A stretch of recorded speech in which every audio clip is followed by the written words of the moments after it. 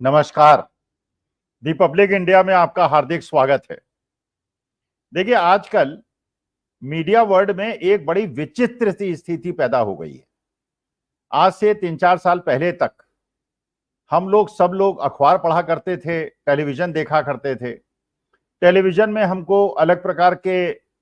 मत मिला करते थे, लोकतांत्रिक रूप से लोग चर्चा किया करते थे, हर प्रकार के विचारों का आदान प्रदान होता था। पिछले 2-3 साल के अंदर इस क्षेत्र में बड़ा परिवर्तन हुआ, बहुत बड़ा परिवर्तन हुआ। जब पूंजीपतियों का, कैपिटलिस्ट्स का जो मीडिया वर्ल्ड है, इसमें आधिपत्य जमा और बड़े बड़े पूंजीपतियों ने यह समझा कि राजनीति में दखल रखने के लिए, राजनीतिज्ञों के राइट साइड पर रहने के लिए आवश्यक है कि मीडिया को अपने कंट्रोल में किया जाए। और क्योंकि शासन उसी प्रकार का था, सत्ता भी ये चाहती थी कि जो संचार माध्यम है उसके अधीन हो, तो ये जितना मीडिया वर्ल्ड था धीरे धीरे करके बड़े बड़े पूंजीपतियों के हाथ में चलता चला गया। जो ऐसे पत्रकार थे जो स्वतंत्र विचार रखते थे, जिन्होंने जो मास कम्युनिकेशन में पढ़ा था उसका अनुसरण करने का प्रयास करते थे, वो और इन कैपिटलिस्ट और राजनीतिज्ञों के बीच के नेक्सस के एक प्रकार से विरुद्ध खड़े हो गए। क्योंकि नेक्सस चाहता था कि केवल सरकार का प्रचार प्रसार हो, हर चीज का दोष जो है विपक्ष को दिया जाए, सत्ता पक्ष को न दिया जाए, सत्ता पक्ष से कोई प्रश्न न पूछा जाए। जबकि मास कम्युनिकेशन के छात्रों द्वारा बताया जाता है कि उन्हें सिखाया ही जाता है कि जो प्रश्न आपको पूछने हैं वो सत्ता पक्ष से पूछने हैं, विपक्ष से अगर पूछने होते तो विपक्ष में वो क्यों होते। लेकिन 10 साल शासन में आने के बाद भी आज अगर आप मेन स्ट्रीम मीडिया को देखेंगे तो वहां प्रश्न पूछेंगे वो 30-40 साल पुराने, जब विपक्ष सत्ता में था। पिछले 10 साल के बारे में वो बात नहीं करना चाहते और एक अलग प्रकार की धारा आज बह चली है। अच्छा, जो ये मेन स्ट्रीम मीडिया के लोग थे, जो असली पत्रकार थे, इन्हें जब इस मीडिया से बाहर किया गया तो इन्होंने एक माध्यम इनको मिला, यूट्यूब का माध्यम मिला। इन्होंने यूट्यूब के माध्यम को चुना और अपने अपने यूट्यूब चैनल शुरू किए। चाहे वो ध्रुव राठी हो जो जर्मनी में अपने वीडियोस बनाते हैं और करोड़ों में उनकी ऑडियंस है, चाहे वो रवीश कुमार हो, चाहे वो 4 PM न्यूज नेटवर्क हो, चाहे द पब्लिक इंडिया हो, चाहे डीवी लाइव हो, मतलब इस प्रकार के हजारों यूट्यूब चैनल्स खुले। और यूट्यूब चैनल खोलकर इन्होंने जो इनको लगा कि पत्रकारिता धर्म के अनुरूप है करने का प्रयास किया। इन्होंने एक पक्ष दिखाना शुरू किया जो इन्हें पढ़ाया गया था, इनको सिखाया गया था कि आपको प्रश्न पूछने हैं सत्ता पक्ष से, और सत्ता पक्ष से आपको निष्पक्ष होकर प्रश्न पूछते हैं, आपको क्रिटिकल होना है, जिससे देश की जनता को यह पता चले कि सत्ता पक्ष से क्या अपेक्षाएं थी और सत्ता पक्ष ने क्या किया, क्या नहीं किया, और विपक्ष से प्रश्न पूछने का कोई मतलब नहीं। तो इसका मतलब यह है कि जो ये संचार मीडिया था, ये जो मीडिया था, ये 2 भागों में बंट गया। एक वो जो कि पूंजीपतियों के आधिपत्य में मेन स्ट्रीम मीडिया चला गया, और दूसरी तरफ ये यूट्यूब चैनल्स आ गए जिनकी अपना एक अलग प्रकार का ऑडियंस था। अगर आप इसका विश्लेषण करें, दोनों को ऑडियंस बिल्कुल अलग है।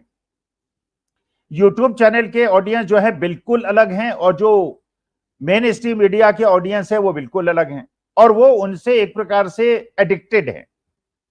मेन स्ट्रीम मीडिया वाला जो है वो कहता है कि नहीं, यूट्यूब वाले जो है ये मतिभ्रम पैदा करते हैं, गलत बात बताते हैं, दे आर नॉट रियलिस्टिक, वो द्विपक्षीय बात नहीं करते, एक पक्षीय बात करते हैं। और वो ये मानता है कि जो मेन स्ट्रीम मीडिया दिखा रहा है कि सुखद पल आ गए, अच्छे दिन आ गए और सब कुछ बहुत बढ़िया चल रहा है, और हर चीज जो चल रही है वो दूरदर्शिता के हिसाब से चल रही है, ये मेन स्ट्रीम मीडिया को देखने वाला ऑडियंस समझता है।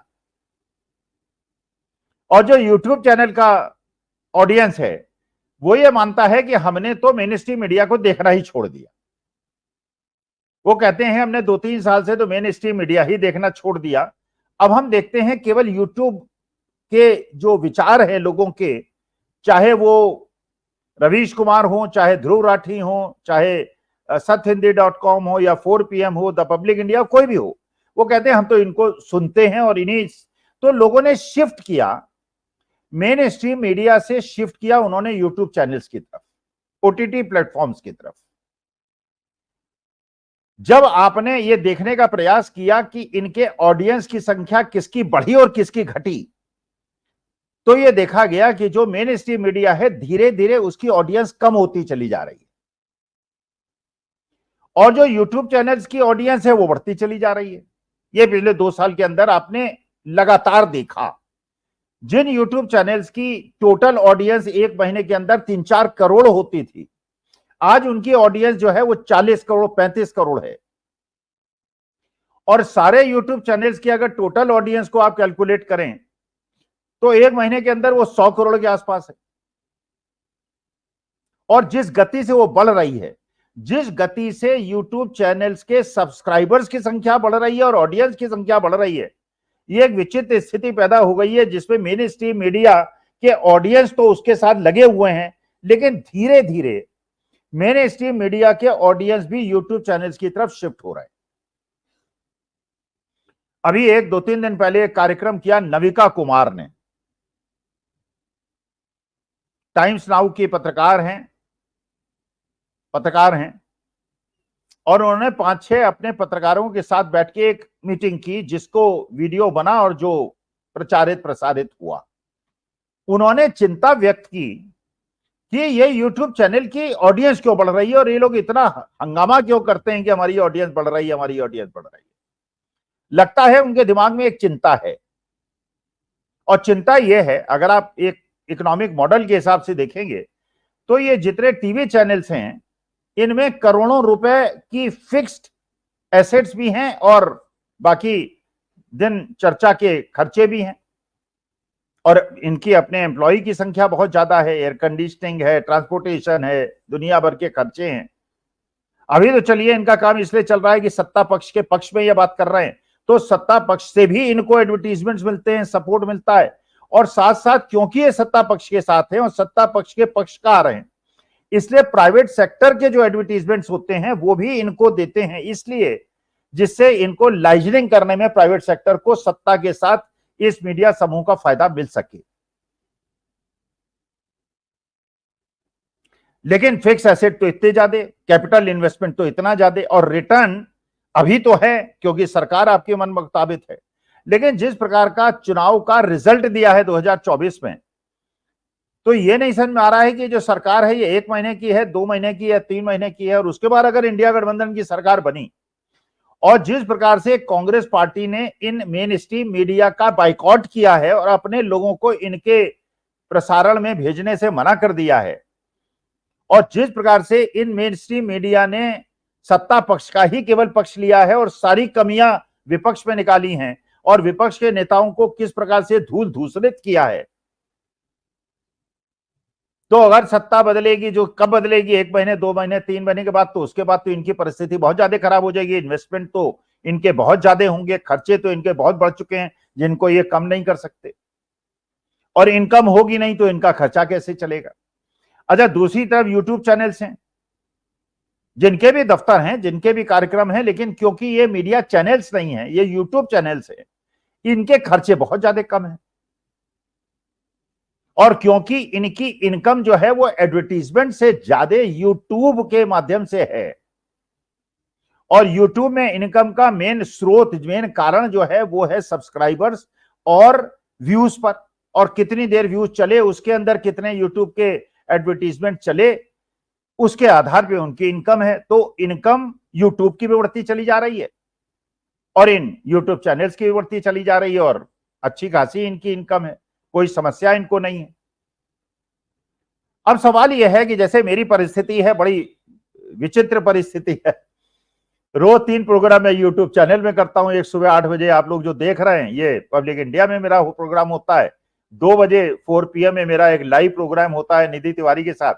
और एक 4 PM के साथ मैं एक रिकॉर्ड करता हूं जो जब 4 PM वालों को मौका मिलता है उसको अपलोड कर देते हैं। ये 3 कार्यक्रम तो मेरे यूट्यूब चैनल्स में। इसके अलावा रिपब्लिक भारत जो मेन स्ट्रीम मीडिया है उसमें भी शाम को अक्सर महीने में 20-25 दिन मेरा प्रोग्राम होता है, शाम के समय 5 बजे, 6 बजे, 7 बजे मैं उसमें भी जाता हूं। अब ये मैंने महसूस किया, जो मैंने 3-4 महीने से रिपब्लिक भारत में जाना शुरू किया, तो मेरे जो व्यूअर्स थे, जो यूट्यूब के व्यूअर्स थे, जो मेरे को बड़ा स्नेह देते हैं, बड़ा प्यार देते हैं, उन्होंने मुझे एक तरह से डांटना शुरू किया। उन्होंने कहना शुरू किया, स्वामी साहब आप ये इसमें क्यों जाते हैं, ये आपको नहीं जाना चाहिए, ये चैनल आपके लायक नहीं है। तो मुझे लगा कि आज की तारीख में वास्तविकता में, अच्छा जब मैं रिपब्लिक भारत में जाता हूं और जब मैं 4 PM पब्लिक इंडिया में जाता हूं, तो मैं देखता हूं दोनों के व्यूअर्स के रिएक्शंस इतने ज्यादा विपरीत हैं, इतने ज्यादा पोलराइज्ड हैं कि अगर मैं यूट्यूब चैनल में जाता हूं तो 90% लोग मेरे प्रशंसा करते हैं, और मैं अगर रिपब्लिक भारत जाता हूं तो 90% लोग मुझे ट्रोल करते हैं, गालियां देते हैं। अच्छा, मेरे जो यूट्यूब चैनल के लोग हैं, उन्होंने मुझसे कहा कि स्वामी साहब आप रिपब्लिक भारत में क्यों जाते हैं, आपको नहीं जाना चाहिए। तो मैंने कहा मुझे शायद इसलिए जाना चाहिए, और मैं इसलिए जाता हूं, कारण यह है कि वो ऑडियंस जिसको सच्चाई सुनने को नहीं मिलती है, जिसको सारे दिन हिंदू मुसलमान, भारत पाकिस्तान, मंदिर मस्जिद इनमें उलझा दिया गया है, जिनके दिमागों को प्रदूषित कर दिया गया है, पॉल्यूट कर दिया गया है, उनके दिमागों से जहर कम करना मेरे जैसे शिक्षक का काम है। और अगर हम लोग वहां नहीं जाएंगे तो ये पक्ष कौन रखेगा? फिर तो एक तरह की जो लोग चाहते हैं नैरेटिव चले, और उस नैरेटिव के माध्यम से उनका जो ऑडियंस है उससे पूरा कमिटेड रहे, पॉल्यूटेड रहे, पॉइजन रहे। तो मेरे लिए जानना बहुत आवश्यक है कि मैं वहां जाऊं और उनके ऑडियंस को एड्रेस करूं और उन्हें बताने की कोशिश करूं, उनके दिमाग से ये जहर निकालने की कोशिश करूं कि हिंदुस्तान के अंदर मुख्य मसला जो है वो हिंदू मुसलमान नहीं है, वो जो है वो भारत पाकिस्तान नहीं है। पाकिस्तान हमारे सामने उसकी कोई कुव्वत नहीं है, कोई हैसियत नहीं है। अगर हमें कंसर्न रहने की जरूरत है तो हमें चीन से कंसर्न रहने की जरूरत है, जो हमारे सीमाओं के अंदर घुस रहा है, जो कि लद्दाख के नेता और वहां के जितने प्रतिष्ठित व्यक्ति हैं वो ये कह रहे हैं कि चीन हमारे क्षेत्र के चारागाहों को घेर रहा है। मेजर शैतान सिंह के जो स्मारक था उसको उन्होंने तहस नहस कर दिया चीन वालों ने। तो हमें सतर्क रहने की आवश्यकता चीन से है, और हम बातें करते हैं पाकिस्तान की, लेकिन ये मेन स्ट्रीम मीडिया यही दिखाता रहता है। हमारे देश की मुख्य समस्या जो है वो बेरोजगारी है, क्योंकि मैं शिक्षक हूं तो मैं जानता हूं हमारे बच्चों की जो एस्पिरेशन बढ़ गई हैं, हमारे बच्चों की जो इच्छाएं बढ़ गई हैं, पढ़ लिख कर जो उनके माता पिता ने उनके अंदर आकांक्षाओं को जगा दिया है, अगर उनको ठीक नौकरी नहीं मिलती है तो अवसाद में चले जाते हैं। और देश का युवा अगर अवसाद में चला जाता है तो देश अवसाद में चला जाता है। तो मेन स्ट्रीम मीडिया में जाके मेरे जैसे लोगों को यह बताना बहुत ज्यादा आवश्यक है कि जिस जहर के अंदर आपके दिमाग को डुबा दिया गया है वो वास्तविकता में देश के लिए हानिकारक है। अच्छा, उनका ऑडियंस तो है, वो यूट्यूब तो सुनता नहीं, यूट्यूब का जो ऑडियंस है वो टीवी नहीं देखता। तो दोनों ने अपने अलग अलग कंपार्टमेंट में अपने को कैद कर लिया है, पोलराइजेशन हो गया है। और एक चीज देखिए, बड़ा स्पष्ट बताता हूं मैं, अगर इस बार 2024 के चुनाव में इंडिया अलायंस लड़ने की क्षमता रख पाया और 240 सीटें इंडिया अलायंस को मिली, और उत्तर प्रदेश के अंदर इतनी भयंकर जीत मिली, वेस्ट बंगाल के अंदर जीत मिली, हरियाणा में मिली, महाराष्ट्र में मिली, राजस्थान में मिली, हर जगह मिली, इसमें एक बहुत बड़ा कंट्रीब्यूटर ये यूट्यूब चैनल्स भी थे। क्योंकि यूट्यूब चैनल्स के माध्यम से लोगों ने सच्चाई जनता तक पहुंचाई, जनता तक पहुंची। अब अगर हमारा ऑडियंस बढ़ रहा है तो हमारे कोई रिश्तेदारी तो है नहीं कि जिसकी वजह से बढ़ रहा है। वो ऑडियंस इसलिए बढ़ रहा है, वो व्यूज इसलिए दे रहा है, वो इसलिए देख रहा है, इसलिए टिप्पणी कर रहा है हम पे, हमें डांट भी रहा है, हमें प्रेम भी कर रहा है, क्योंकि उसे लगता है कि हम देश के संविधान और लोकतंत्र को बचाने के लिए प्रयासरत हैं, और उनकी संख्या बढ़ रही है। और इसका मतलब यह है कि जो एक प्रोपेगेंडा 2014-19 के चुनाव में मेन स्ट्रीम मीडिया के माध्यम से, कैपिटलिस्ट और पॉलिटिशियंस के नेक्सस के माध्यम से जनता तक पहुंचाया गया था और जनता को गुमराह किया गया था, 2024 में यूट्यूब ने उसमें बहुत ज्यादा कमी कर दी और सच्चाई जनता तक पहुंचाई, और बढ़ता हुआ ऑडियंस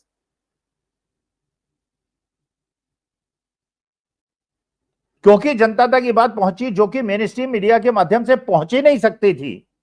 ये रिजल्ट्स आपको 2024 में मिले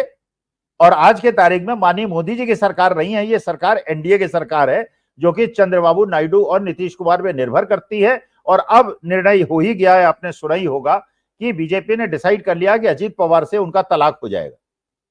हो सकता है 2-3 दिन के अंदर उनका एकनाथ शिंदे से भी तलाक हो जाए, हो सकता है 10-15 दिन के अंदर नीतीश कुमार और चंद्रबाबू नायडू से भी तलाक हो जाए और उसके बाद इंडिया गठबंधन की सरकार बन जाए। अब जो मेरा मेन प्रश्न है, जो मैं चाहता हूं कि अगर आपको देश के अंदर लोकतंत्र और संविधान की रक्षा करनी है तो श्रोता दर्शक जिनका अपार स्नेह हमको मिला है और जिन्होंने निरंतर हम लोगों को सहयोग दिया है, डांटा कम है, प्यार बहुत ज्यादा दिया है और डांट भी उनकी अच्छी लगती है क्योंकि स्नेह करते हैं इसलिए डरते हैं। जैसे 2 दिन पहले मैं एक वीडियो बना रहा था, पीछे से बहुत ज्यादा रोशनी आ रही थी और मैंने ध्यान नहीं दिया तो बहुत सारे श्रोता दर्शकों ने कहा कि स्वामी साहब जरा ये पर्दा डाल दीजिए या जगह बदलिए, क्या आप करते हैं? इसका माने they are observing every video very carefully and they are critical and that is good. अब विधानसभा के चुनाव होने हैं, महाराष्ट्र में होने हैं, हरियाणा में होने हैं, बिहार में होने हैं, जम्मू कश्मीर में होने हैं, तो ये हम लोगों का भी एक लक्ष्य होना चाहिए, हमारा भी एक उद्देश्य होना चाहिए जो यूट्यूब में आते हैं। और ये हमारे दर्शक श्रोताओं का भी कर्तव्य है कि देश में लोकतंत्र और संविधान को बचाने के लिए ये व्यूज जो कि सच्चाई दिखा रहे हैं, देश की वास्तविक परिस्थिति दिखा रहे हैं, जो देश की मुख्य समस्याओं की तरफ ध्यान आकर्षित कर रहे हैं, इसको जनता तक पहुंचाए, जिससे कि धीरे धीरे मेन स्ट्रीम मीडिया के माध्यम से मदान्ध हो गए लोग, जहर में डूब गए लोग, हिंदू मुसलमान में डूब गए लोग और घृणा में डूब गए लोगों के दिमाग से जहर उतारा जा सके। उन्होंने बताया जा सकता है हिंदुस्तान का 142 करोड़ आदमी वो है, एक परिवार है, एक संयुक्त परिवार है और केवल भारतवर्ष ही नहीं, पूरे विश्व के अंदर जो अच्छे लोग हैं उनको यूनाइट करने की आवश्यकता है, मॉडरेट लोगों को यूनाइट करने की आवश्यकता है, धर्मांध लोगों को आइसोलेट करने की आवश्यकता है, चाहे वो हिंदू धर्मांधता हो, चाहे मुस्लिम धर्मांधता हो, चाहे क्रिश्चियन धर्मांधता हो।